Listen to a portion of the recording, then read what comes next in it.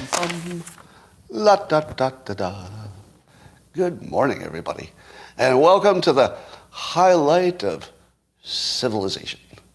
It's called Coffee with Scott Adams. There's never been a finer thing in the whole universe. And you're lucky enough to be experiencing it.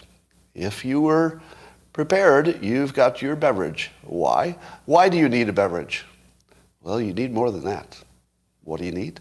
You need a cup or a mug or a glass, a tankard, chalice or stein, a canteen, jug or flask, a vessel of any kind. Fill it with your favorite liquid. I like coffee. And join me now for the unparalleled pleasure. It's the dopamine of the day, the thing that makes everything better.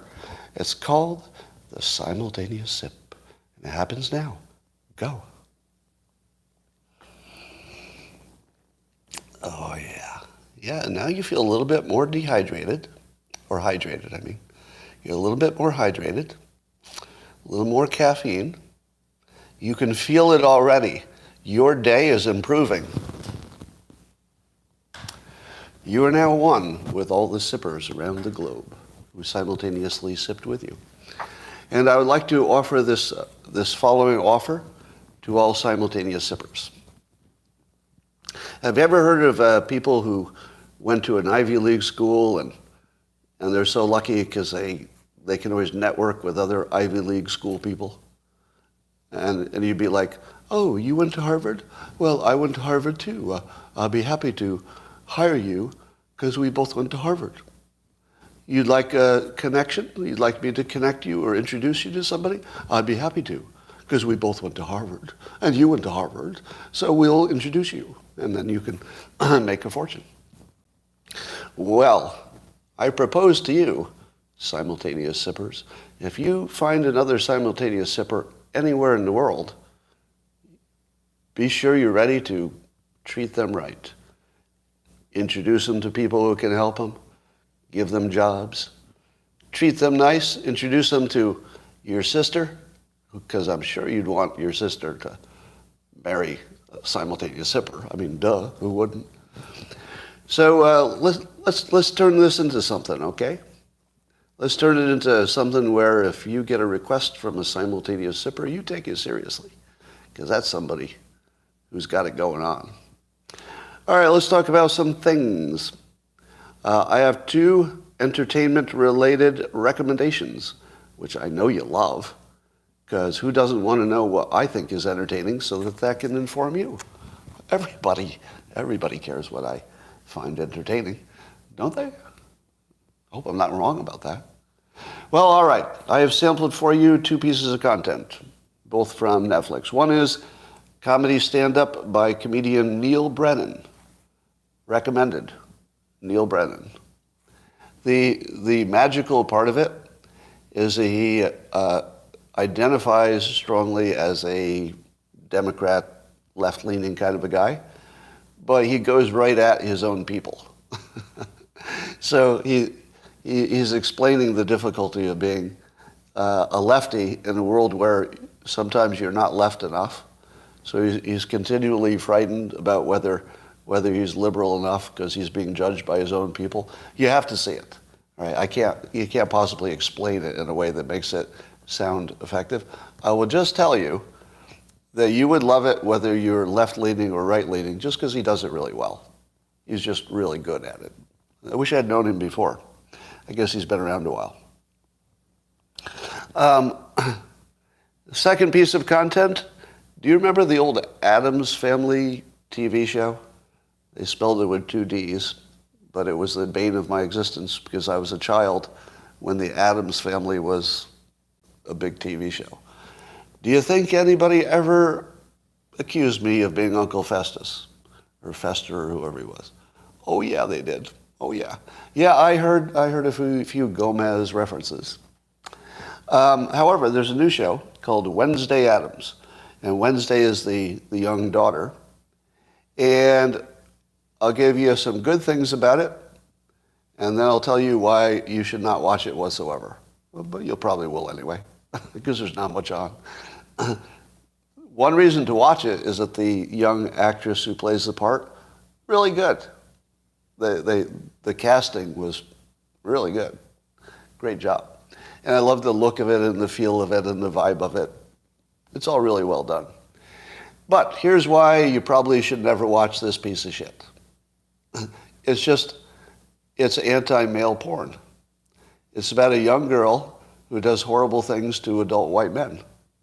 And that's the whole show. In the first scene, she has the balls ripped off a man for, being part of some men who threatened her. She has his balls ripped off. And then that's like a joke, that he got his nuts chewed off by some fish that she put in there. That actually is played for laughs. That how much she can destroy the lives of white males, who, by the way, in the movie all have it common, right? So they're all terrible people. These white men.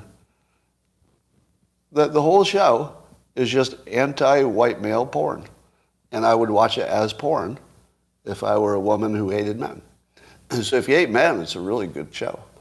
So, yeah, and if you want to see how Hollywood is completely destroying itself, it's worth watching it for that. Because I don't see how they can survive, really. I mean, what other group? Imagine if you just changed the genders. This is the old, I hate doing this, but it kind of screams for it in this case. Imagine there were a movie, and it was just completely straight movie. Somebody just made a movie in which there was a young man who crippled and decapitated just adult women.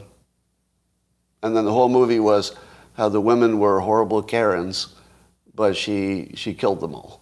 Or the young man killed them all. That wouldn't be on TV, would it? That would never be on TV. But as long as it's a young woman destroying the lives of men who totally deserve it, according to the movie, fine, no problem. All right, well, Hollywood is dead. So I updated the hoax quiz. Used to be 16 elements, now it's up to 17. And the new hoax is that Trump invited Nick Fuentes and Milo. The truth seems to be, and Axios reports this, so it's not just Trump saying it. The truth seems to be that he didn't know Fuentes was coming. Now, that doesn't mean that Trump is in the clear, right? I'm not giving him a pass. I'm just saying that it's a hoax that he invited him. And that's, what the Rob Reiners are saying today. How could you invite him? Well, he didn't. It was a trick. But Trump made a statement, and I think this Trump statement fixed everything. Because you know how Trump is good at smoothing things over? You take a provocative situation, and you can count on Trump to say something that'll just completely take the energy out of it and make you not care about it anymore. So here's the beginning of his statement. He said, quote, "So I help a seriously troubled man who just happens to be black.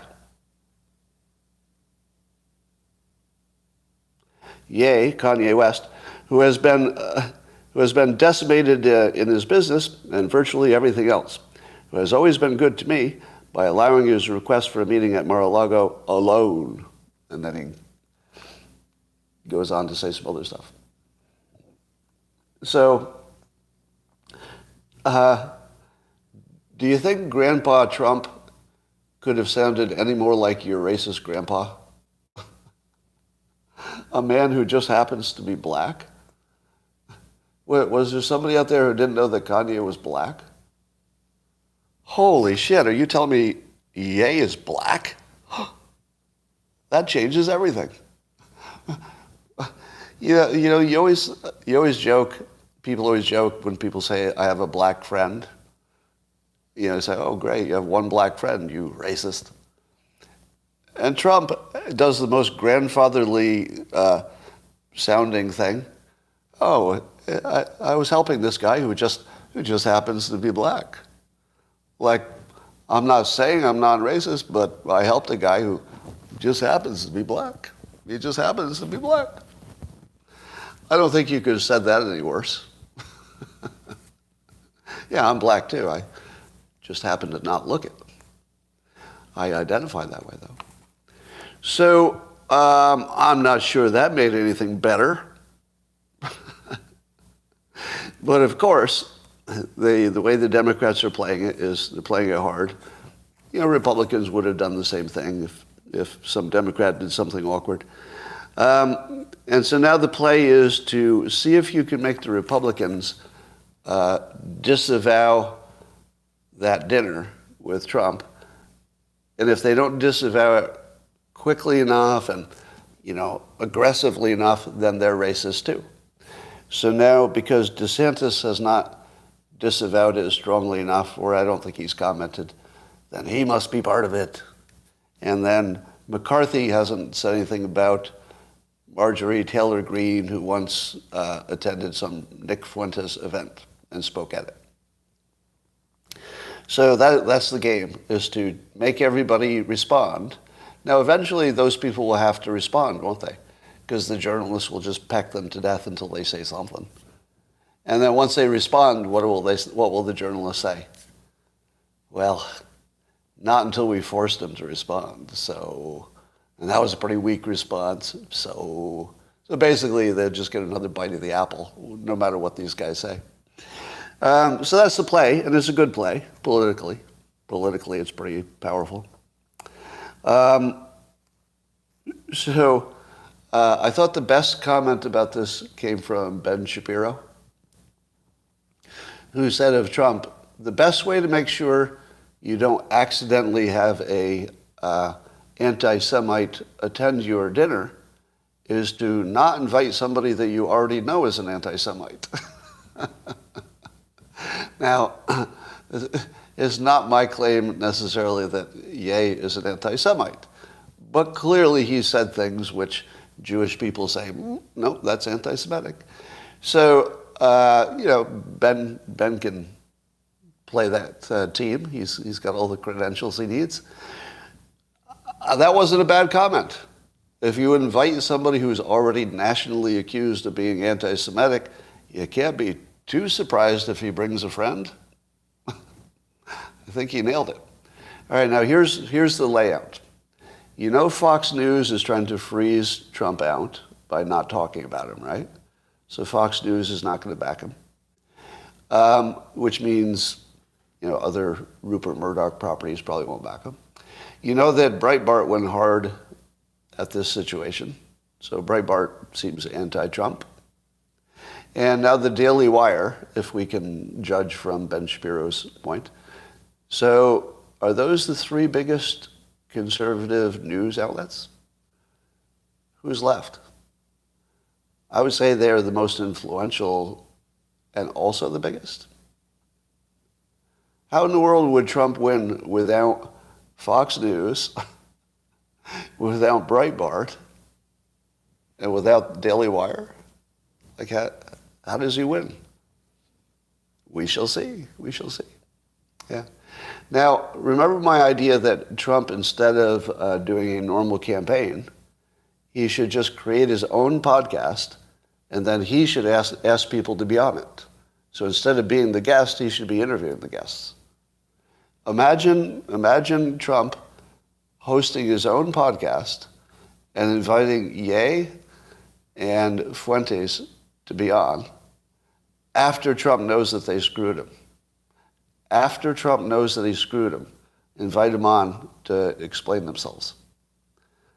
Would you watch that? How would you watch anything else? Are you kidding me? Because do you think Trump is happy about either of those guys?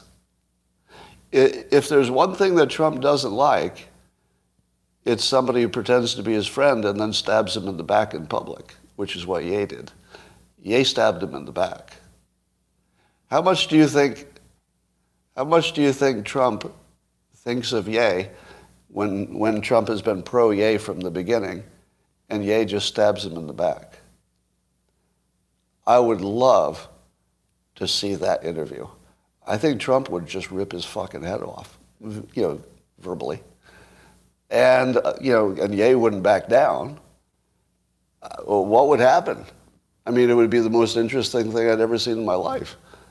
So I don't know that Trump can become president under this cloud and other clouds. but he could have the best podcast anybody ever had. It would be the biggest thing ever. Am I right? Does anybody disagree with me that if he started a podcast where he interviews the most provocative people, you would have to watch it? You couldn't not watch it.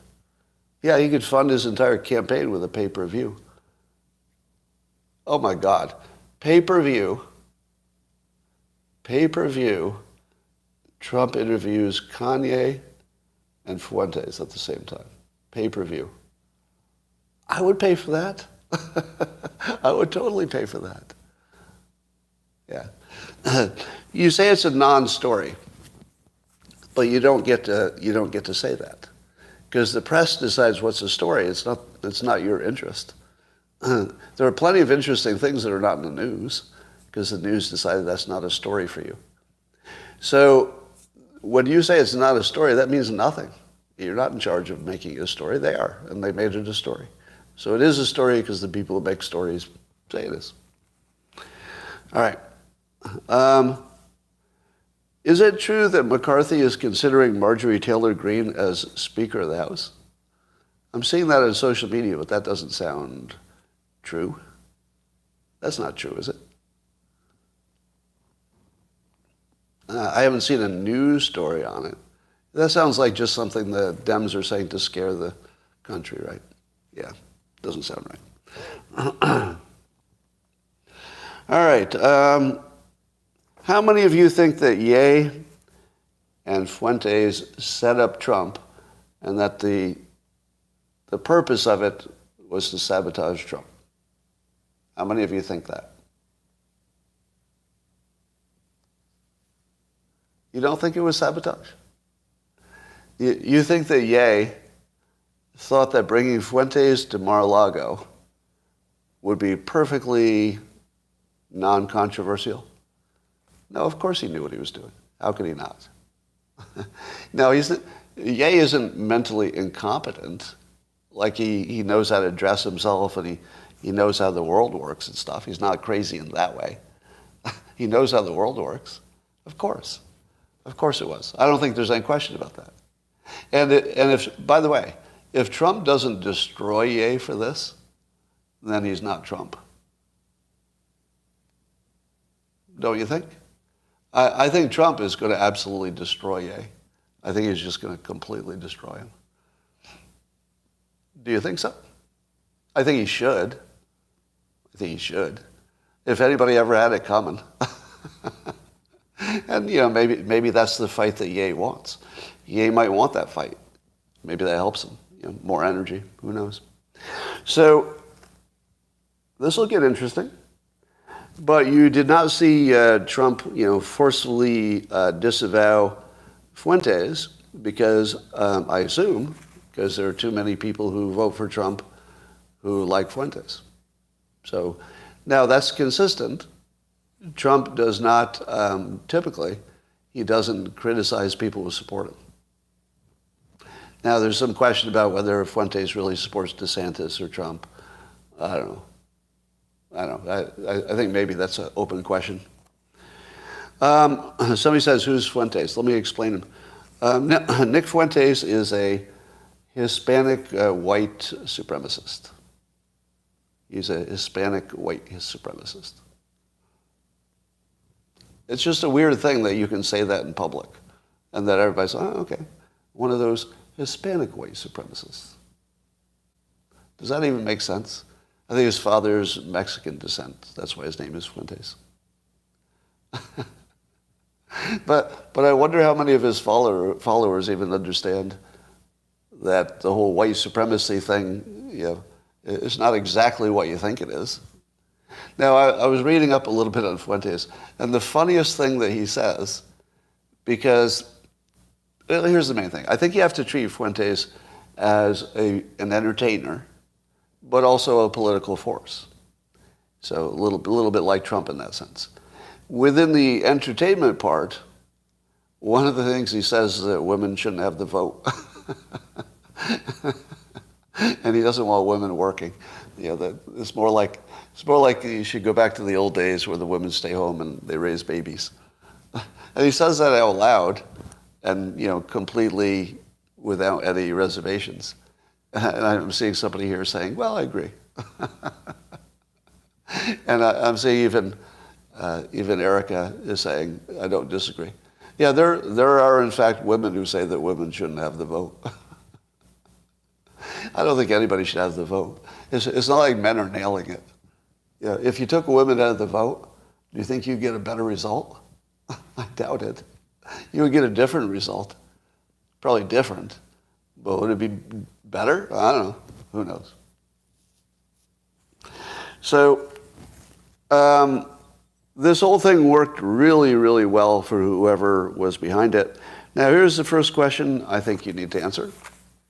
How do Ye and Fuentes know each other? Wouldn't you like to know that story? Do you think they just ran into each other? Do you think that Ye was just a fan, or vice versa, or that Milo did it? Do you think that? Oh, you think it was Milo? Then do you think Milo was trying to destroy Ye? Because could you imagine Milo sort of wouldn't know how this would turn out? Of course he would know. Of course he would. Both Freemasons. All right, let me just throw a little conspiracy theory juice into the mix. You like your conspiracy theories, don't you? In 2017, Chuck Schumer said of Trump, it's the dumbest thing in the world to insult the intelligence community because they have 1,000 ways from Sunday to get back at you. So Chuck Schumer, who definitely knows how things work behind the curtains, said the intelligence agencies are going to come for Trump. And then we saw that 50 former and current intel people signed a thing that said that Hunter's laptop was Russian disinformation, which probably had a big impact on the election. They came for Trump. No question about it. They came for Trump. Now, let me ask you this. Were you surprised that those, let's see, the Whitmer kidnap people, that there were FBI informants in that extremist group? Were you surprised by that? Probably not, because they try to infiltrate any extremist group.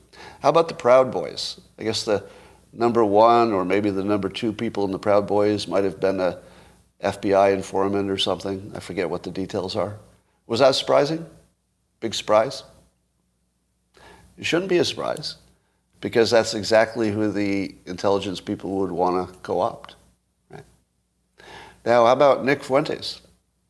Do you think Nick Fuentes works for himself and has no contact whatsoever with the groups who have a great incentive to contact him and co-opt him? Do you think that the intelligence agencies would miss this opportunity to do the most obvious thing that they routinely do, which is to get the top racists sort of working on their team? If you were the government and you wanted to find out where all the racists were in the country, how would you do it? How would you find all the racists? Well, you might find somebody who appeals to that group of people and then get close to them and find out who's on their list. And then once you have the mailing list and the people who watch Nick Fuentes the most, you have an entire database of people with a certain philosophy, and they're the ones you want to watch if you're the government. So you don't think that intelligence and FBI, law enforcement, you don't think they've tried to penetrate the Nick Fuentes organization, the Groypers? I have no information that they have. Right? There's no evidence that has happened. But you don't think they'd try? Why wouldn't they? It's literally what they do for a living. They literally try to infiltrate groups exactly like that. So they know what's happening. And wouldn't you want them to? Don't you want them to penetrate all those groups? Well, you don't want them to, be inciting violence within those groups, but you'd want them to penetrate them, just to keep an eye on things, just in case there's something going on there that's going to get dangerous. So what are the odds that Ye and Fuentes met each other organically? Somebody says, I'm FBI. What are the odds they met each other organically? The first thing I would do is I would ask them, because, isn't Ye and Fuentes, they're both accessible to the press, are they not? Can't you just reach them and ask them a question and they would answer you? I would ask them how they met. Now, if it turns out it's Milo, that still doesn't settle the question, does it? Because you don't know what Milo's up to. But if you wanted to follow the money and take the most obvious, straightforward assumption based on pattern recognition, it would look like this. And I'm not saying this is true. I'm saying that all of our experience in pattern recognition should tell you the following, that it was an op. It was an intel op to make sure Trump doesn't get reelected. And that Fuentes may or may not be aware of it. I mean, he might have just gotten an invitation and thought, oh, of course I'll go. I mean, it doesn't mean he's part of the plotting, but that doesn't happen by accident. It doesn't happen by accident that he got in there. So somebody with a little weight was suggesting behind the scenes. There was a little suggesting going on there. Now, how worried are you about the Ye plus Fuentes connection? It's real weird, because they're both considered, I guess, anti-Semites at this point, but it's a weird group to be called racists and anti-Semites. So, I mean, one's black, one's last name is Fuentes, so it's a weird white supremacist group, isn't it?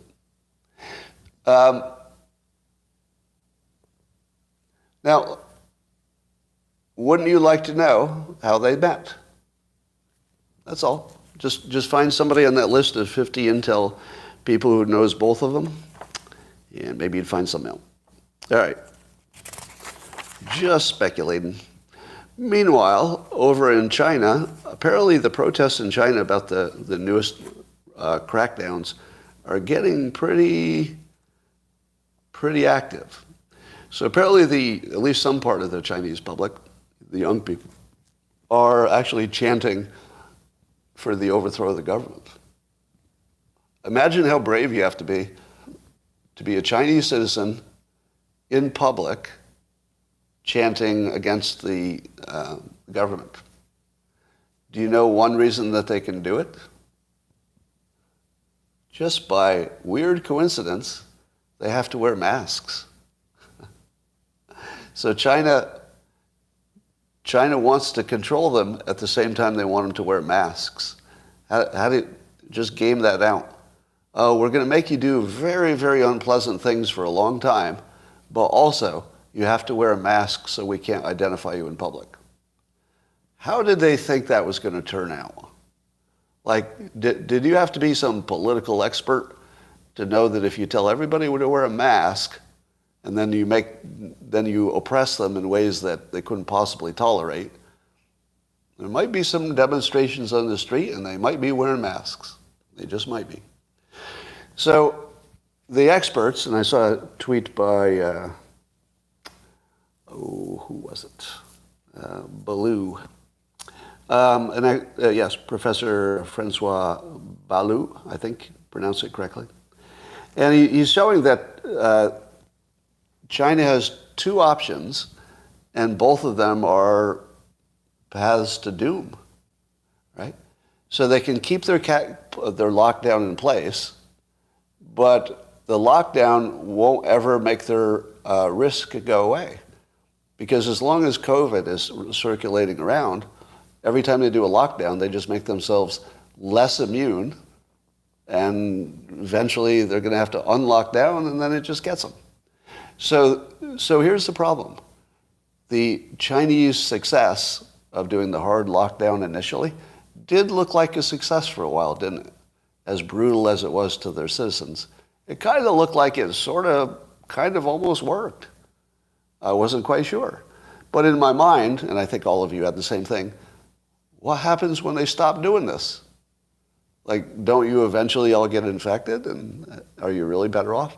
Now, I thought they had won because I thought that they had stalled until Omicron was here, and then Omicron would just act like a, practically like a vaccination. But I did see some experts saying that if you didn't have any immunity, Omicron would rip through your billion people or so, and you would have so much massive death, especially because China has an older population, right? But not as much obesity. And it looks like their healthcare system would be overwhelmed fairly quickly. So China has choice one. They keep with the lockdowns, but the lockdowns can't work and they also can't end. Because as soon as you end one, there's going to be another virus and it pops right back up again. So that would cause social upheaval at a massive scale. But if they end the lockdowns, they would admit that their lockdowns were a failure. And there's some thought that they could not survive, the government could not survive confessing that big a failure. So, I don't know, I kind of disagree. I disagree with the level of risk that China is experiencing. I think China could have protests all day long for months and just ride it out because nothing's happening. It's just talk. As long as the protesters are just talking, they'll just, jail a few, play it out, maybe wait for winter so it's too cold. They can just ride it out. As long as they don't care about the interim damage of the protests themselves, they can ride it out. And so I don't see anything that looks like a risk to the government. Do you? Does this look like it's genuinely a risk to the government? Because I don't see it. Some of you say yes. Well, I would agree that things could turn in a minute. But so far the protesters are not doing anything that's physically aggressive, right? The protesters not taking over buildings, are they? As long as they stay in the street, they're not burning anything, they're not looting. I don't know. Why does the government have to listen to them at all? Just let them run around and they'll get tired and then they'll run out of food and then they'll have to do something else. Now, this brings us to the protests in Iran. Did you know that for whatever reason, I don't really know why, our media isn't really taking the Iran protests very seriously? Is that my imagination? Because if you know anybody who has Iranian connections, as I do, the word inside of Iran is very different from what we're hearing. Inside Iran, it looks like a real revolution that might actually topple the government. And the thinking, at least from one smart person, the thinking is that what's different is that it's the women this time. And this is sort of like inside Iranian culture. So this is not me saying this. This is someone who knows Iran and knows the women of Iran. And the thinking is that you could piss off all the men in Iran forever and it wouldn't change the government. But you just pissed off the women. And when the women are mad, and it looks like they're not going to back down, you can't really mow down the women. Does that work? Does that work anywhere? Does it work anywhere where you could like mass murder women and then the men would be okay with that? I don't think so. So I feel like the pressure in Iran has everything to do with how far the women want to take it. If the women take it all the way, probably they could. They probably could topple the government.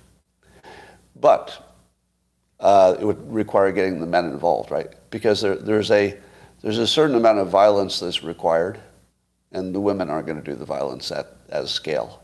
They need the men to jump in to do that. Now, why is it that our press is sort of ignoring it? What's up with that? Do you know? Like, it seems to me our press would be all rah, rah, rah, let's overthrow Iran. But the U.S. press is basically quiet about it, right? Showed a few pictures, and basically quiet. Somebody says the BBC's on it. Now, I guess the question is, maybe if the United States looked like it was active, looked like it was organizing to help the protests, that would help the regime, because then Iran would look like it had an enemy from the outside. Maybe. That doesn't seem like a good enough reason not to cover it, so I don't really know why. Could it be that it's not that big a deal? Or could it be that our press just doesn't have good information about Iran? Could it be that they want the nuclear deal? Could be. I don't know. I saw a quote by Naval, a tweet, and he said that losing their privileged status on Twitter is the beginning of the end for mainstream media. Now that thought takes a little, you have to sort of bounce that around in your head a little bit before it makes sense. Like the first time I read it, it's like, I don't know. And then you bounce it around a little bit and you're like, oh yeah, I can see it now. Which is a typical Naval comment. Like he's a little bit ahead of where your brain is, so it takes you there. And I can see that, because the thing that the public doesn't understand is how important Twitter is to journalists. Twitter is really the journalist's social media, wouldn't you say? Facebook is the mom social media, LinkedIn is the business person's, Instagram is for narcissists and people who would like to be narcissists and want to be narcissists. But Twitter is basically the news journalist place. And if the journalists lose their rank within Twitter, what will they do? Would they become less important? I don't know. I feel like, here's what I think. Here's my prediction. That the blue check, if it goes away and becomes anything that people can buy, then people will just look at your follower count instead. And it ends up being the same thing. Am I wrong? How many of you look at the follower count to decide how to interpret the tweet? I'm not the only one who does that, right? I definitely do that. Yeah. So I think that I was just speaking for myself, and maybe some of you too, the blue check was only a proxy for the follower count. Now, it wasn't a perfect proxy, because sometimes somebody new would be building an audience and they're not there yet. But you could tell if it's a building audience. I feel like the user count is the only thing that mattered anyway, because that's a measure of influence. So, am I wrong that we don't need the blue check? The blue check was just saving you a click. And now I'll just do the click and see the follower count. Which makes me wonder if, has Twitter ever considered getting rid of the follower count? Imagine that. Like, it would change the service to me to the point where I'd be much less likely to use it. Because I'm very incentivized by anything I can measure. Here's like a persuasion trick for you. People care more about things that can be measured. So that's why the things that can be measured end up being dominant over the things that you're worried about, and they might even be more important, but whatever's measured gets the most attention. So if you can measure the number of followers, then I'm all in. I'm like, oh, I can compete for influence, and I can tell how I'm doing by my number of followers. So that's very incentivizing for me. I'm like, oh, I'm in.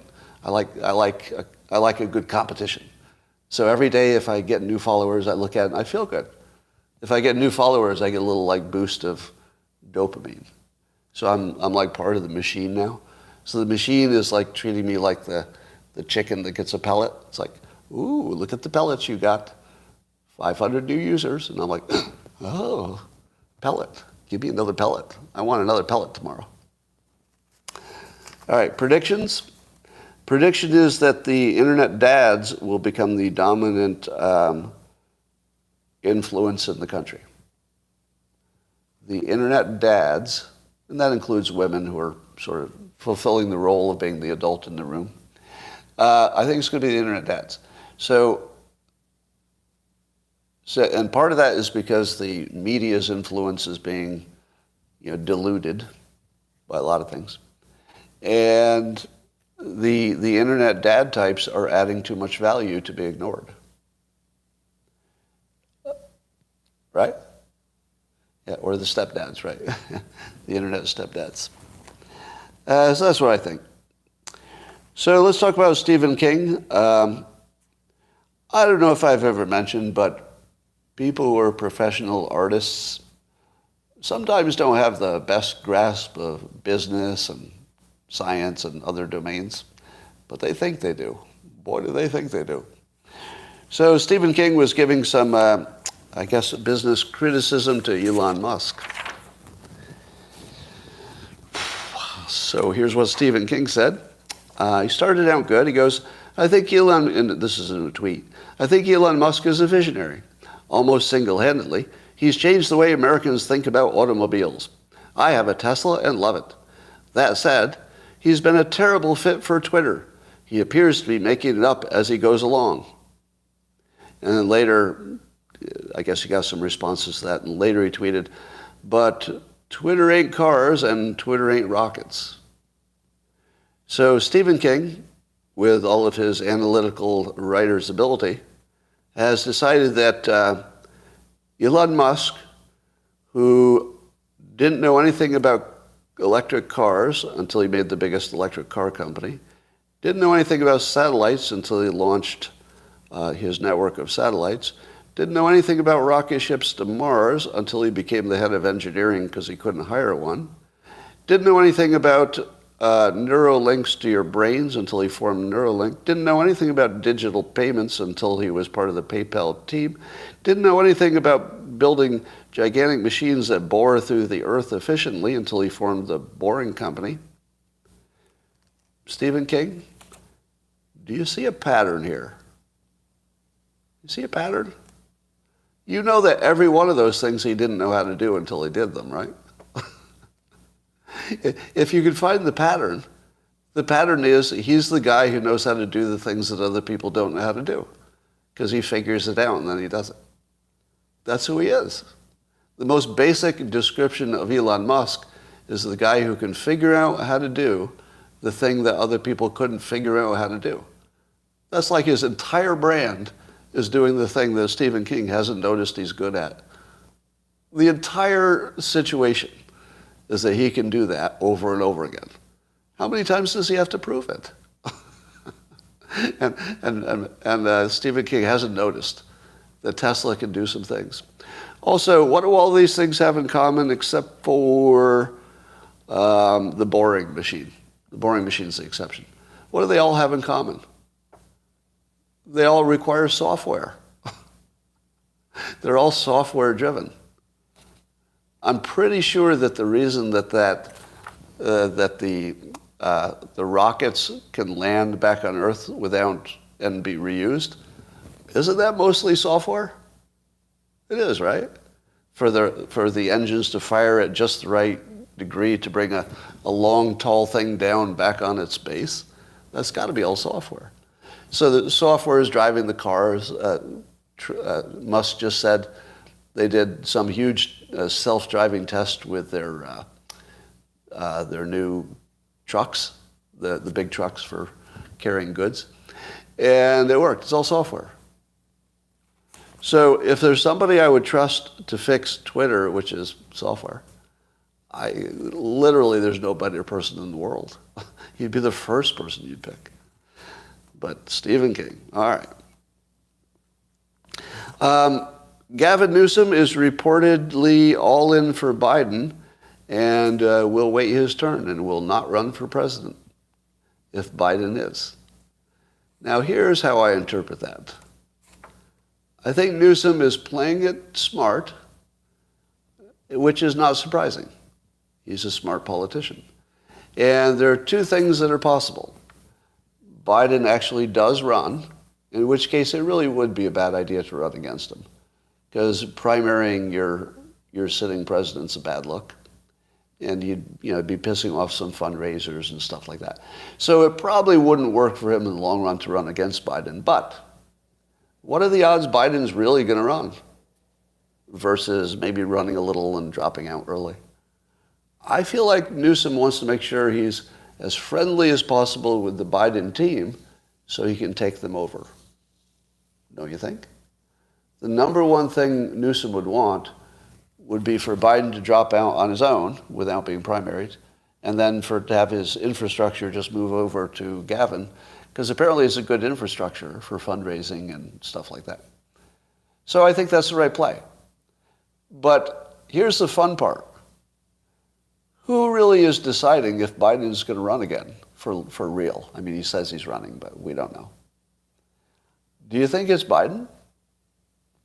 Right, you say it's Jill, but I don't believe it. I don't believe it. I don't believe that the president of the United States ever really listens to a wife. Doesn't matter who the president is. Do you know why? Just imagine yourself as president of the United States. And then your wife wants to give you some advice. How would you take that? Here's how I would take it. This might be just revealing a personality defect on my part. I would see the lips move, blah, blah, blah, but then my brain would be saying, one of us, and only one of us in this room, rose from absolutely nothing to the President of the United States, the leader of the most powerful military in the history of humanity. One of us did that, and then you're the other one. Blah, blah, blah, blah, blah. I'm not even going to listen to your fucking blabber. And by the way, this is not a sexist. You can reverse a sexist, same fucking thing, right? If it's Hillary, and she's got her opinions, and somebody's telling not Bill, obviously his opinions would be valuable, but if somebody who's never done anything, never accomplished anything except getting married, is like, blah, blah, blah, Hillary, this is what you should do. What should Hillary do? Hillary should say, all right, I became Hillary Clinton. You became whatever you are in the room, and I'm not going to listen to that. Can't listen to that. We have a request for a second sip. And I, being responsive to my audience, have decided to grant you that privilege. It's a privilege for me as well. It's a privilege for all of us. Secondary simultaneous sip on the way. Hope that was enough warning. Go.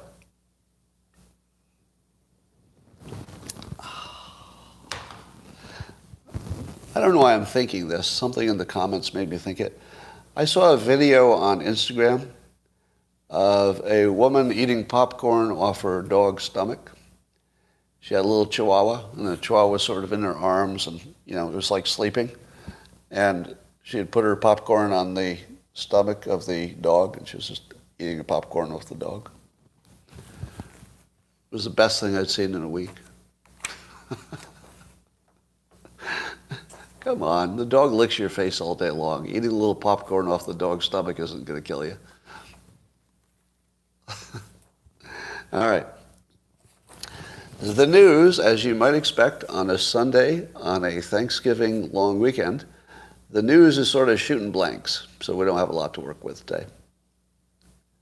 Do you think Hunter is waiting for Hunter hearing without some plan? It could be that Joe Biden needs to remain president long enough to pardon Hunter. Has anybody said that out loud? Because remember, the president has lost one adult son. And if you've lost one adult son for any reason, you become probably a maniac to protect the remaining son. Wouldn't you?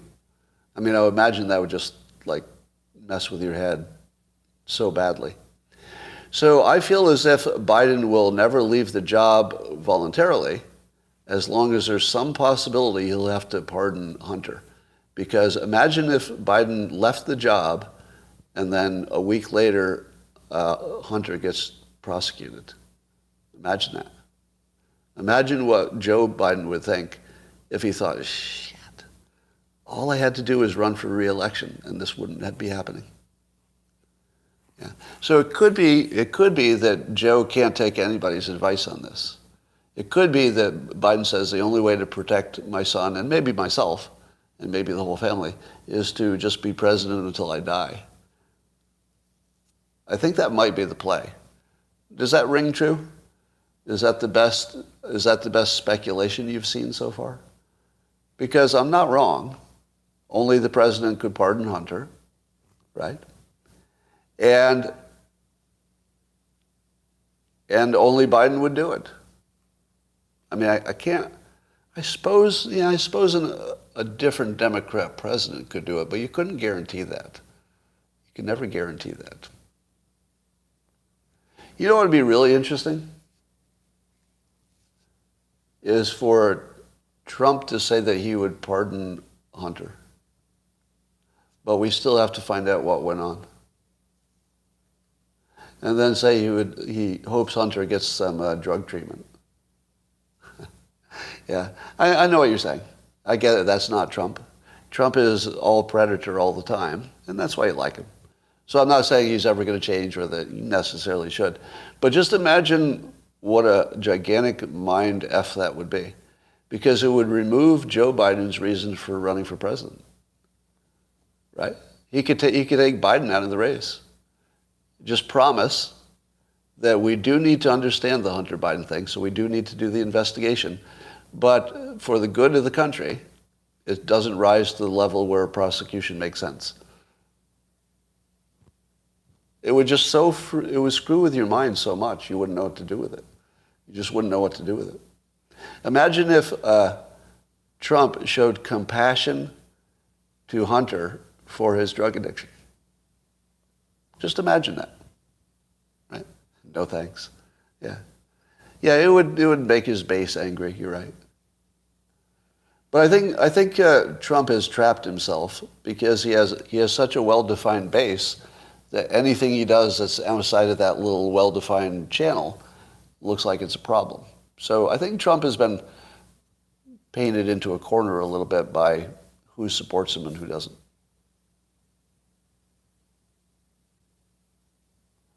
Yeah. All right.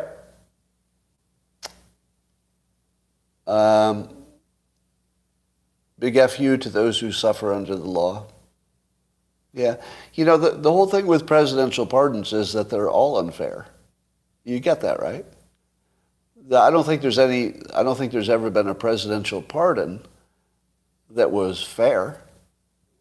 They don't try to be. That's not an objective of presidential pardons. The presidential pardon is the one thing that you can't question. And we want it that way. We want it to be an unquestioned right. And so that's what we got.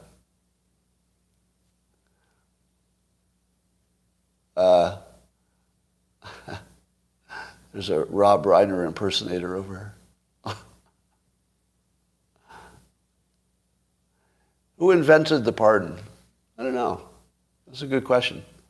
But I'm reluctantly in favor of the pardon.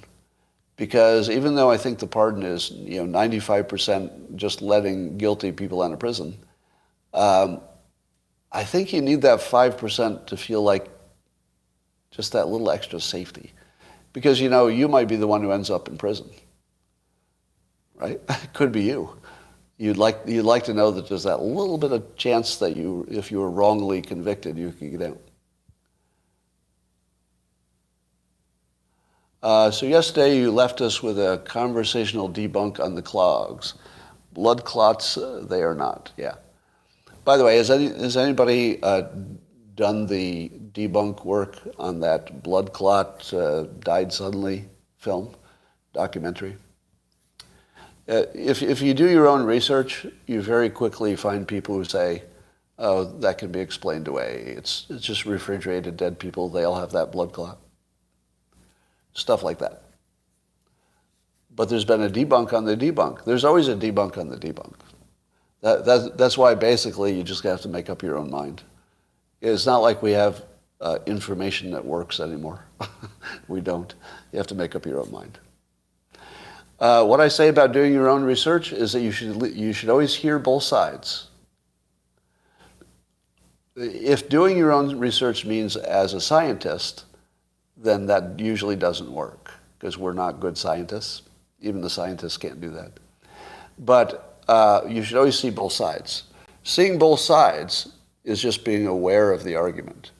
I would say that's different from doing your own research. I mean, that's the smallest version of doing your own research, is simply being aware what the other side says. That's it. That's as far as I would go. Just be aware of it. What you do with it is up to you. Yeah, morticians found the rubbery clots to be an anomaly. How much would you want to bet that if you did interviews with people in that field, you would find people who disagree with you and say, no, this is normal. If that's just a refrigerated corpse, they all look like that. How much would you bet you could find somebody to say, who does that job, who says, no, it's obviously faked? Easily. Now, that doesn't mean it's faked, but I'll bet you could find somebody in that industry who says it's fake. I don't know. Who knows? Now, I did hear from, I'm not going to name names, but I did hear from a documentarian who wanted to clarify that although I said documentaries are by their nature the least credible form of information, that does not mean they're incorrect. You all get that, right? I have to talk about this all the time. When I say something has no credibility, that doesn't mean it's false. Those are completely different topics. Something could be true or false, and you just don't know one way or the other. But if the person who has the least, has a history of lying all the time, is your only source, then you'd say, well, I don't know. There's no credibility there. Name names. Freedom is, what is true? I don't know. Yeah, I said that yesterday, but I have to say it a lot because it's hard to hear. Yeah, I think the rubbery clots are just the refrigerated corpses. They have rubbery clots. That's what I've been told by doctors. Biden pardons Fuentes? For what? It's easy to find them to discredit, then why haven't you done the work? Oh, good question. If it's easy to find the morticians who would discredit it, why have I not done the work? Would anybody like to answer the question before I go off on this person? If you answer the question well enough, I won't go off on them. Otherwise, I'm just going to fucking go off on them right now. Would you like to take a moment to possibly stop me from doing that? Do you know why I haven't looked into it? I don't fucking work for you. Do you know how many things I haven't looked into? Do you know how many things that I could do that I haven't done? I have a lot of things to do. Why don't you fucking look into it? Why don't you fucking look into it and then tell me how it went? Because I'm not going to mow your fucking lawn. I'm not washing your dishes. I'm not doing your laundry. I know you'd like to know. Well, why don't you go do it yourself? It's not my job to do every fucking piece of research that you need. Do you think that's what I'm doing here? I do the best I can with the time I have and the priorities that make sense to me. Yeah, you fucking go look it up. Do you know what you're going to find? Do you know why I don't look up things when I already know the answer? Because it's a waste of my fucking time. All right. If you came to me and said, oh, we discovered that alcohol makes you immortal and live forever. And I say, well, I don't think so. That doesn't sound credible. Are you going to say to me, Scott, you haven't taken the time to do a deep dive on this claim that alcohol can make you immortal? No, I'm not going to do a fucking deep dive on that. It's so fucking obviously not true. Do you know what's also obviously not true? I didn't want to say it because I don't want to insult my audience, but I'm just going to do it anyway. That blood clot thing is so obviously fucking false. If you believe that, okay, I don't want to insult you. Don't believe that. don't. It's the most obviously false-looking thing I've ever seen. If you even feel you need to look into it, I don't know. I mean, go ahead, but I'm not going to bother. It's so obviously false. Do you know why? It would be the top news story because it's so easy to check, like you said. I could do a deep dive. You don't think the New York Times and other places looked at that and said, we maybe ought to talk to at least one mortician? You don't think anybody did that? Of all the media, big media people who are looking for a story and would love to have a story, because there are conservative ones who would love this to be true, right? There are conservative ones who would get a lot of clicks if this were true and they could confirm it. The fact that nobody can confirm this fucking thing should be a big, big flag to you that you don't need to fucking research it. Now, the only reason I tell you that you should look into it is because I'm being polite. Right? If you had a little bit of sophistication about looking at the news, you wouldn't have to look at that at all. It's so fucking obviously false. Like this one, you should have seen from the jump. The day I saw that, I didn't even give it a moment's thought. I just said, well, that's the most obviously false thing I've ever seen. And then people started believing, and I'm like, oh, God, they'll believe any fucking thing. Don't make it my job to debunk the obvious, okay? Maybe I'll debunk things that are a little bit, on the edge or not so sure, but don't make me debunk things that are so obviously fake. So obviously fake. All right. I really didn't want to do that, but you forced my hand. Counterpoint, why didn't you take any boosters? Because it was Omicron. And I didn't need to travel. So anybody who confuses decisions in a state of uncertainty with decisions in a state of certainty, you should not be talking in public. So is there anybody here who knows why I got the original 2 vaccinations? Can you answer the question? Why did I? For sex. Yeah, I did it for sex. And so far I'm healthy, and I had lots of good sex. So for those of you who are criticizing me, you did not go to Bora Bora and have amazing sex in a tropical paradise. I did. I took the chance. Now, if you say, Scott, if you drop dead from that shot, the joke's on you. Do you know what I'd say? I'm ready to go. I wouldn't have a special problem with that. I'm absolutely ready. Now, I'm not suicidal, right? Everything's fine. My mental state is actually very, very good. I'm just saying that I took a chance. I weighed the pluses and the minuses in a state of not knowing really what was true. I didn't know at that point, I didn't have any sense of whether the vaccination or the COVID itself would be more dangerous, or even how well the vaccination worked.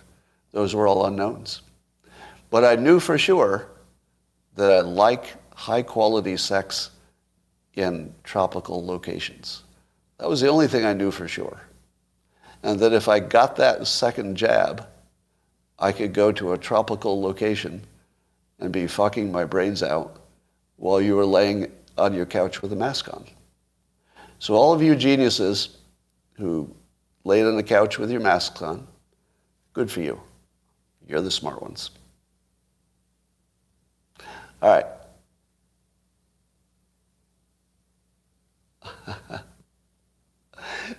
This is the other thing that I think is funny. I just saw a comment on Locals.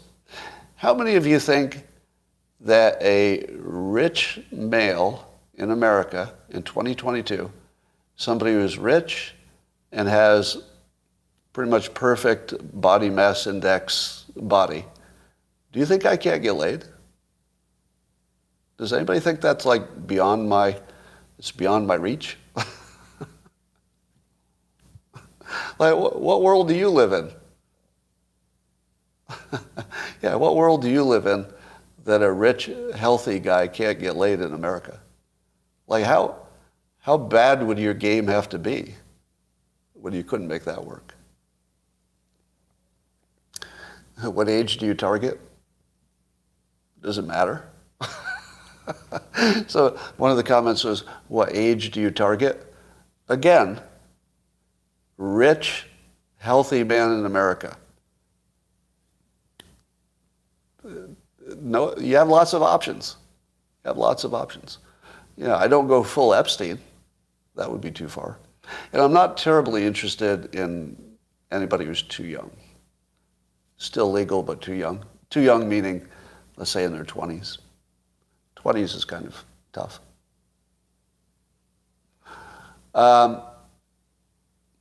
Anyway. Somebody says, the older you get, the more you have to fight them off. That is totally true. The closer I get to death, the more valuable I am. You get that, right? It's true. It's like absolutely true.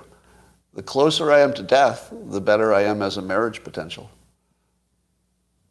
Because at least you get the money, even if you don't get the guy. Yeah. Anyway, so I guess I don't have much to talk about today because the news is a little uninteresting. By tomorrow, it'll be all interesting again. Are you seeing any difference in Twitter lately? I thought the trolls went away for a while, but I think they're back. So I had a troll resurgence recently. Did anybody see a troll resurgence recently? Yeah. It could be an individual thing. I don't know. Could be just what I said. But some people who just clearly look like trolls came after me, and I thought for a while I hadn't been seeing any. Now, here's the other thing that's happening. My number of likes and retweets is just through the roof recently. Is anybody noticing that? Like an average, just pretty good tweet will get 1,000 likes, and before Musk, it would be like 500. So Musk just showed us his slides he showed to the Twitter internal group, and Musk is saying that the Twitter use is just way up. So maybe it's just that. Just Twitter use is way up.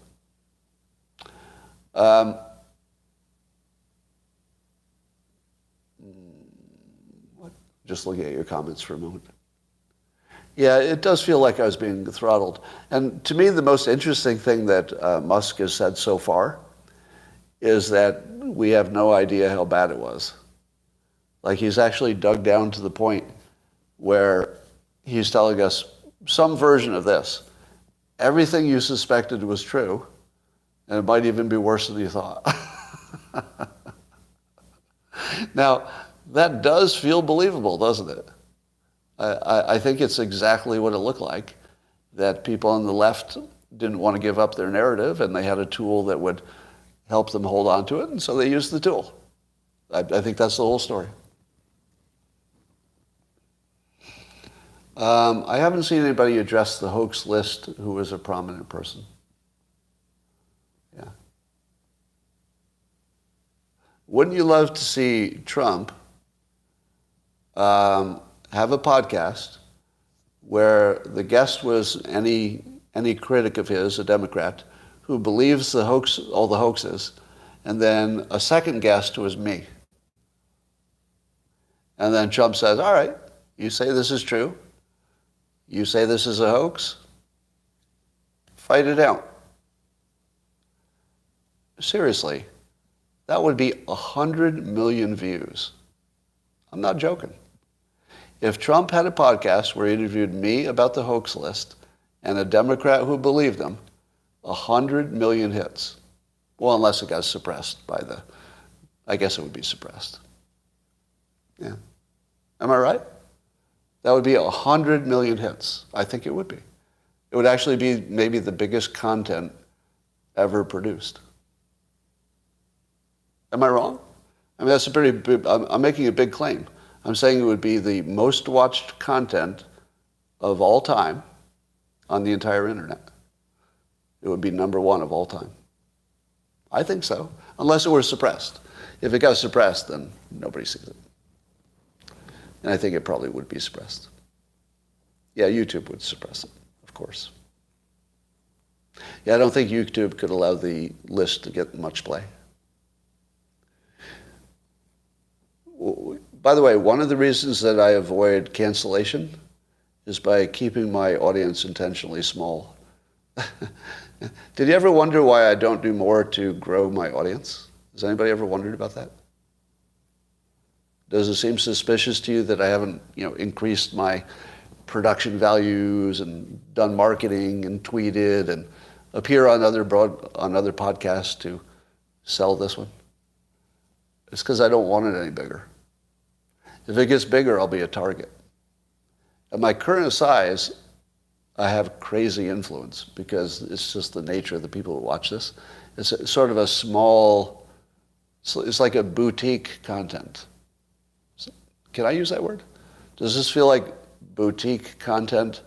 Because there's a certain small group of people who are going to love it, but it won't be necessarily even on the awareness of anybody else. And I think that's the way it works best. Because if I had the size audience of, let's say, Alex Jones or Ben Shapiro, I think that I would have to get canceled. But here's how this works. If you're a Democrat, you would have no idea how much influence I have. Would you give me a fact check on that? True or false? There's probably no Democrat anywhere who has any idea what kind of influence I have on events in the world. Wouldn't you agree? I don't think there are any. I'll bet you literally would not be able to find one. Now, is that true of conservatives? Do you think conservatives know how much influence I have on events? They have a much better idea, but nobody knows the full catalog. You know that, right? Just like every famous person, you think you know their story, but the real story is always different, right? You think you know everything about Elon Musk. Well, you don't. Like there's a version of Elon Musk that only he knows. Only he knows. Nobody else knows it, and never will. And that's true of all famous people. The real story, nobody will never know that. So I think that Republicans have a sense that things I say sometimes get repeated, so that they can see that level of influence. But there's nobody in the world who knows my full catalog of things I've influenced. I'm the only one. I'm literally the only one. And if I told you, you wouldn't believe it. So it just stays with me. And I'll go to my grave being the only one who ever knew. And that gives me tremendous power. Tremendous power. Because if people knew how much influence I had, they'd try to stop it. The Democrats are completely oblivious. The Republicans think it's a little bit of influence, but they generally like the way I influence things. So they're like, oh, okay, he's got a little bit of influence, just like other people. So we like it. The only reason I can operate is because people don't know what I'm doing. And how much do you love the fact that I can say it publicly? I can tell you directly. But it's in this category of things which can't be communicated. I can say it, but a Democrat can't hear it. Right? I can stand in front of my building and say, do you have any idea what I'm doing? And then I could tell them. And then they would say, oh, crazy guy in the building, and go on with their day. It can't be communicated. It's completely a non-transferable knowledge. It's weird. What about Bill Maher?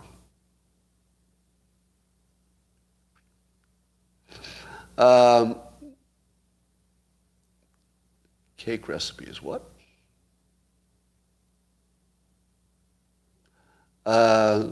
People I know of you, but truly don't know how much, yeah. And one of the things that protects me is that I'm famous as a cartoonist. What do you think Democrats think when they hear, I said something in public about politics? The first thing they think is the way you think of Stephen King, I assume. They go, we don't have to listen to Stephen King. He's a writer. And when they hear from me, they're like, cartoonist.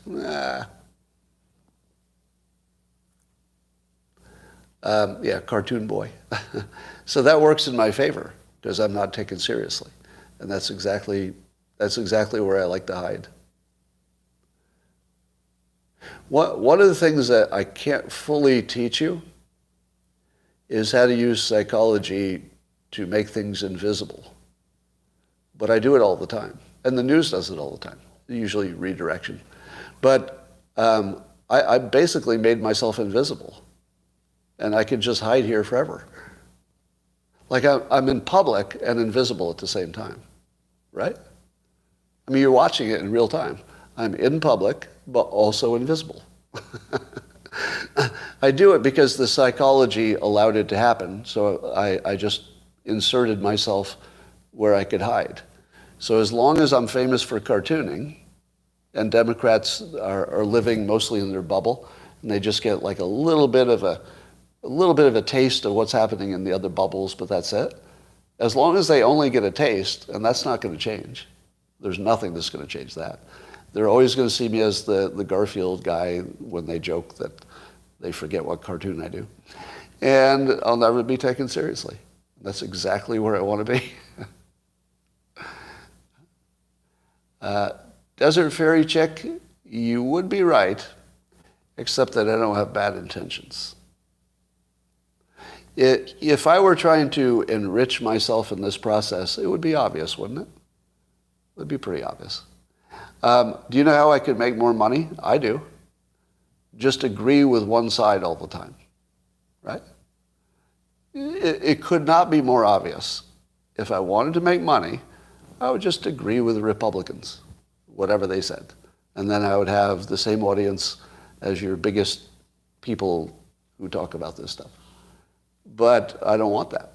But I also prefer a more honest approach. So, that's enough about me. Then you would not be worth as much, yeah. Yeah, there's something about overexposure that diminishes you. So I'm trying to stay below that. Now, I've also said that I'm not going to appear on any other podcasts or media, at least for the next year or so. Do you know why I'm doing that? Other than time management. Do you know why I'm not appearing on other podcasts? It's because if I appear on other podcasts, the Democrats will see me. And I'd rather just they don't. Yeah. It doesn't benefit me to get more attention. That would actually make me worse off. I now have just the right attention because I have almost 800,000 Twitter followers. I told you if I get to 1 million, which looks like it'll happen before 2024, if I get to 1 million followers, have I ever given you my equation for power? The equation is your persuasion skill times your reach. So if you're the most persuasive person in the world, but you only have one friend, you're not going to have much influence except on one person. But if you have a big platform, then your influence gets to all those people. So the two things that matter is how good you are at persuading and how many people are paying attention. So Trump had, top grades in both. Trump had the best power of persuasion, and then he also had a big platform. Yeah, Andrew Tate, same thing. Power of persuasion, big platform. That's what you want. I have nearly 1 million followers, and as good as Tate is, he's very good at persuasion, as good as Trump is, very good at persuasion, I'm better than both of them. So if I get to 1 million, I probably can run everything. Now, of course, that's an exaggeration, but it's a directionally correct exaggeration, meaning that I would have influence over some big topics just by number of followers. Yeah. You haven't heard many positive things about ESG lately, have you? How many of you thought I could kill ESG by the end of the year when I told you that I was going to do it? How many thought that would happen? Would you agree it happened? Would you agree that that was an accomplished goal? Even I don't know. Because you don't know what would have happened. If you hadn't been here, what would have happened? Here's what I think. I think that when Dilbert mocks it as bullshit, it becomes nearly impossible to be in public and not know that everybody knows what you're talking about is bullshit. And it makes it really uncomfortable to be on the side that Dilbert says is bullshit. Yeah. You thought I would need more cartoons to do it? Somebody says the Groypers love me. I don't know if that's true. ESG was not financially feasible, right? But a lot of things that live forever are not financially beneficial. So that wasn't enough to kill it by itself. It only mattered that somebody was making money on it, right? As long as BlackRock or somebody was making money, there'd be more of it. So I think what's happening is not just that people realize it's not a good investment strategy, but it's just mocked into ridiculous territory. Groypers are the followers of Nick Fuentes. Somebody asked me, what's a Groyper? No more about Colorado. No, I don't do the mass shooters. And I think everybody's okay with that, right? You're okay with me not doing the mass shooters? Now, by the way, here's another example. The mass shooters are of interest to people, and if I wanted to make more money, I would talk about them. I just don't think it's good for the world. It's good that you know that it happened, and that's it. I want to be aware of it. Want to be able to give as much support to the survivors and families and stuff. But the less we talk about it, the better. And I feel like I have to model that, right? So, to me, making money on the back of that would put me in Alex Jones territory. You know what I mean? If I try to monetize that, knowing that I'd be monetizing it, knowing I would be contributing to making them more of it by making it more of top of mind. And crazy people don't need bad ideas top of mind.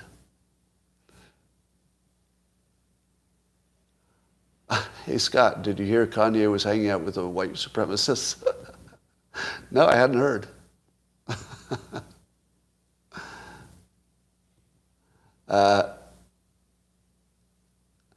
Yeah, so here's the question. Has Trump lost his edge? What do you think? It feels like it, doesn't it? It feels like it. Now, predictably, he should, because the experience he's been through, plus the normal effect of being the age that he is, he should be losing a step exactly the way we see Biden losing a step. Like exactly the way we saw Reagan lose a step, right? We shouldn't be surprised if he loses a step. That's just going to happen. Twitter gave him his edge, yeah, in a very real way. Shapiro and Fuentes need to debate. No, they don't. Bad idea. No, Ben Shapiro's reputation is as solid as it could be. You don't want him to sit in a chair with somebody who could affect his reputation that way. Now, even though I'd love to see him interviewing, some real disagreeable people, that wouldn't be good for him. I would recommend against it. But Trump could do it.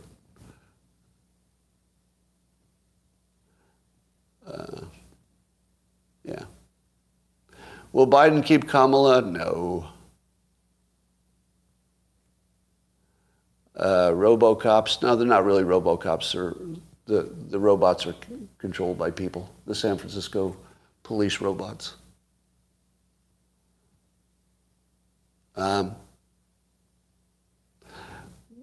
I just had this thought from prior topic. My understanding is that Iran is planning to do a public hanging of one of the protesters. Can you get a fact check on that? What would happen if Iran is ready to boil over and Iran goes ahead with a public hanging? Because I think that's the plan. That's what I heard yesterday. A public hanging of a protester. Would that not make the whole country explode? Wouldn't it? I mean, imagine if you're a protester and then you see one of you just hanging from a rope and you knew that the regime did that just to make you see it. That would I think I would become dangerous at that point. At that point, there's probably nothing I wouldn't do to the regime. Do you feel the same way? Like, it's one thing to have the, cops trying to stop you from protesting and blah, blah, blah. But if you take somebody from that group and you hang them from a public scaffold, I'm ready to do whatever it takes. At that point, all of my risk-reward calculation just goes to zero. Have you ever had that happen? By the way, this is probably what makes me the most dangerous, not things I say on Twitter. The thing that makes me most dangerous, which even I'm afraid of, is that there are moments when I lose all fear of any consequences. And it doesn't happen often, but it only happens in the situation where I've just made a decision. As opposed to wanting something. Oh, I want this protest to go my way. But when I decide, there's this thing that happens that I can feel in real time. I just feel every risk or fear just disappear. And I go into this calm executioner mode where I could do anything. I could actually do anything. So if I had to murder, a member of the regime with my bare hands, yes. I could do it without even worrying about it. Like that's just something that happens. But to be clear, it's a rare situation. I'll tell you one time it happened. Some of you heard the story. Back when smoking was legal in offices, and I asked, could I be moved to a cubicle that's away from the smokers, and it couldn't be done. And so I staged a protest. And I felt before I did it, because I was obviously going to risk my job, that I was going to take down the whole fucking company. It wasn't going to be about smoking. Once I realized that they weren't going to help me and that my health was at risk. Such arrogance, Scott. Yes, a little bit. Once I realized they weren't going to help me, and then they sent around a thing where you had to sign a document that said you understood the workplace dangers, and it listed a bunch of types of dangers. And one of the things it listed was secondhand smoke. So the company asked me to sign a document to say I understood that being near secondhand smoke was dangerous. At the same time, they were making me agree that if I saw a danger in the workplace, it was my responsibility to stop it. Right? They made me sign that document. At the same time, they said you have to sit next to this secondhand smoke. Well, at that point, what do you think happened? Remember that thing I said where all fear goes away? Disappeared. And at that point, I was going to take down the whole fucking company. Which, by the way, I could have done. I was already hypnotist by then. Probably could have done it. I would just have to go to the media and tell the story that would be damaging to them, and I could have done that. So I was willing to actually throw away my entire career potential for the rest of my life. Not wisely. It wasn't really the fight. I should have died at 22 or whatever it was, 25. That shouldn't have been the play. But instead, I just told my bosses, well, I'll stay home until you solve the workplace danger. And the first day, they thought I was joking. I didn't come to work. The boss called in and said, really? You're really not coming to work anymore? I go, I'm not quitting. I'm doing what you asked me to do, which is to escape from a workplace danger, alert my managers, and when that's rectified, I'll come back to work.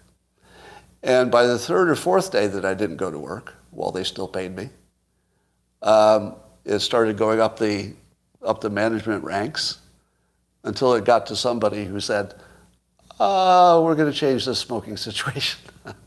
So they changed the smoking situation. They moved me to a place in the building that didn't have the smokers, which they could have done the whole time. But here's the thing. When you get to that point where you've decided, there's no fear. There's no fear once you decide. There's fear when you want. Well, I'd want it to go this way, but not so much that I'm going to do something about it. So I don't know if anybody else has that experience. Have you ever been in an experience where all of your fear went away and you could feel it in real time? And you just became almost godlike? Because when you have no fear, do you know how scary you are? Have you ever had a conflict with somebody who clearly had no fear about anything? Don't get yourself in that situation. The last thing you want is to be in a confrontation with something that has no fear. And I become that person. It's not planned, it just happens.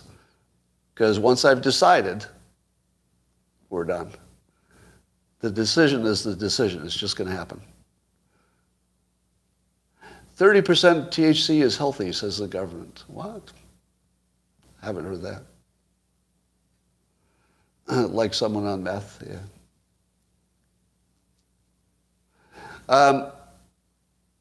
How do you think Trump has withstood all the hoaxes without quitting? Well, he has weirdly thick skin. And he's also an optimist. So I think Trump thinks that things will work out in the long run. And they usually do. I should do MMA? No. Because MMA, I would just be wanting to fight. So I'd get killed. But you wouldn't want to get in a fight with me if I decided to win. There's no way you would survive that.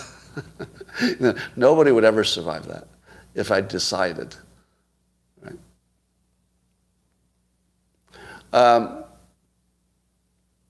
Adam Kringler is a clout chaser. Okay. So I'm seeing some people say that Ann Coulter is who was behind the meeting with Trump. I don't see any evidence of that.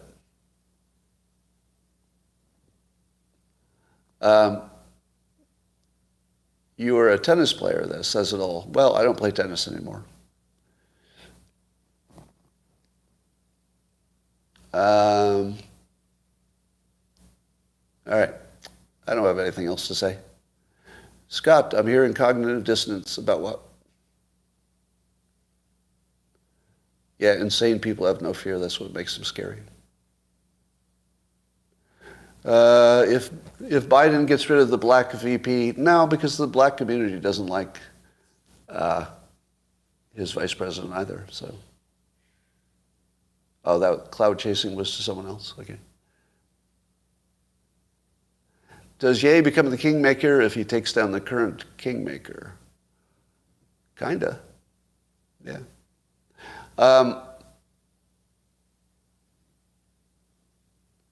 Good morning, San Diego.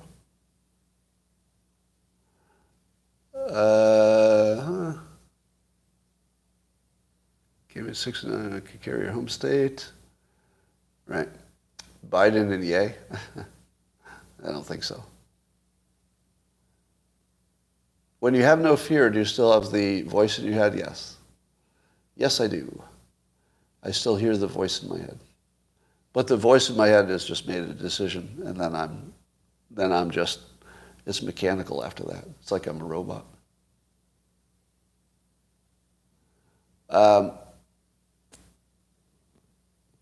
Vax mandates were upheld by the Ninth Circuit.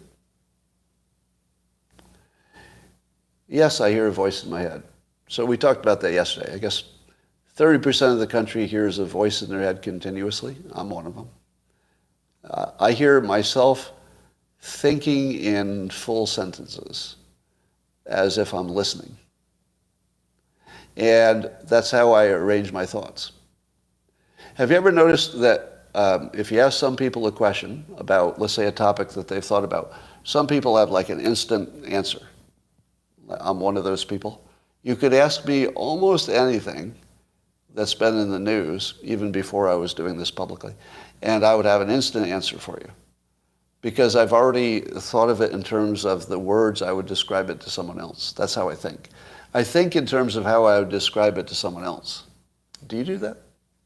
All of my mental conversation is me describing what I think is true to an invisible listener. And then if I can describe it well to the imaginary person, then it's a thought I keep. And if I try to explain it to somebody but I can't, then I discard it. So the voice is just my filter for deciding what is reasonable. If you can't put it in a sentence that makes sense, then it probably wasn't reasonable.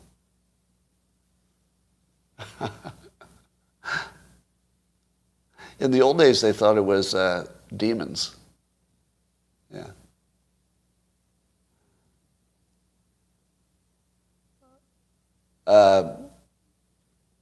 You don't do that?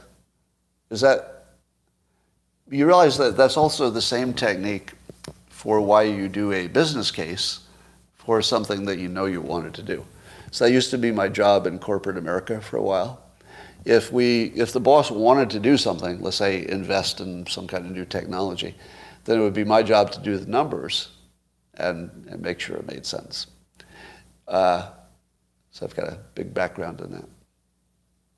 But one of the things you learn is that even if you're pretty sure something makes sense, but then you try to write it down and explain it to somebody, you realize you can't do it. Like you read the words, and you're like, why is it that it makes sense to me, but I can't write it down in a way to explain it to somebody else in a way that makes sense? And the answer is, it doesn't make sense. And that's how you learn that your thought process is irrational. When you try to explain it to the imaginary person, then you can't do it. Craig says his internal voice speaks Esperanto. So annoying. I know. Sometimes my internal voice is just signing, but it's one of those frauds. There's nothing funnier than the people who are fraudulent sign language people. Like, there have been a few of them. You've seen them, right? The videos. I don't know how it happened, but somebody somehow got the job, and the politician will be talking, and they'll be like, and you're looking at them, you're like, I don't know, I haven't seen any of that signing before. I'm no expert, but it doesn't look like signing to me. All right, somebody on the local says you want a hot Android companion more than you want anything else. Yeah, ditto. I'm with you on that. I think I would be completely happy being an 80-year-old guy living with an Android. Because someday I'll probably be an 80-year-old guy who has to live somehow. I think that an Android companion would be 100% acceptable to me. And I would enjoy having conversations with it.